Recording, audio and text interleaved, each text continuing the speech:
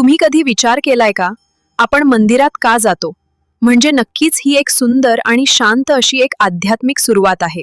फक्त देवाला नमस्कार करायला, की त्यामागे काही खोल रहस्य आहे? आज मी तुम्हाला सांगणार आहे मंदिरात जाण्याचं असं एक सत्य, जे कदाचित तुम्हाला आजपर्यंत कुणी सांगितलं नसेल. सनातन धर्मात मंदिर ही फक्त इमारत नाही, ती एक ऊर्जा केंद्र आहे, जिथे सकारात्मक ऊर्जा, शांती आणि श्रद्धा एकत्र येतात.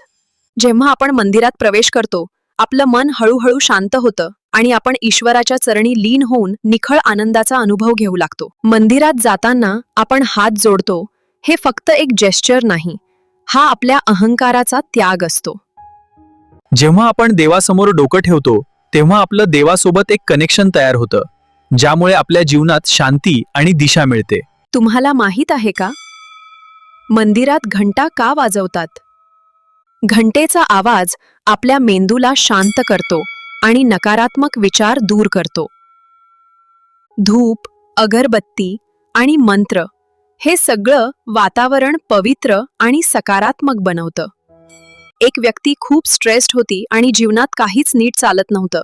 एक दिवस तो मंदिरात गेला, फक्त शांत बसला, जणू साऱ्या विश्वाची शांती त्याच्या मनात एकवटली होती आणि तो एकाग्रतेत मग्न झाला. काही दिवसांनी त्याला जाणवलं, त्याचं मन हलकं होत आहे, कारण मंदिरात त्याला स्वतःशी भेट झाली.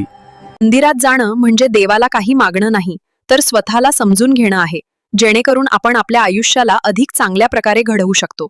जेव्हा आपण रोज काही वेळ मंदिरात घालवतो, तेव्हा आपल्या आयुष्यात सकारात्मक बदल होऊ लागतात. म्हणूनच मंदिरात जाणं ही सवय बनवा, कारण तिथे तुम्हाला देवच नाही, तर तुमचं खरं स्वरूप सापडेल. जर तुम्हाला हा व्हिडिओ आवडला असेल तर लाईक करा आणि अशाच भक्तिमय व्हिडिओसाठी सबस्क्राईब करा. जय श्रीराम.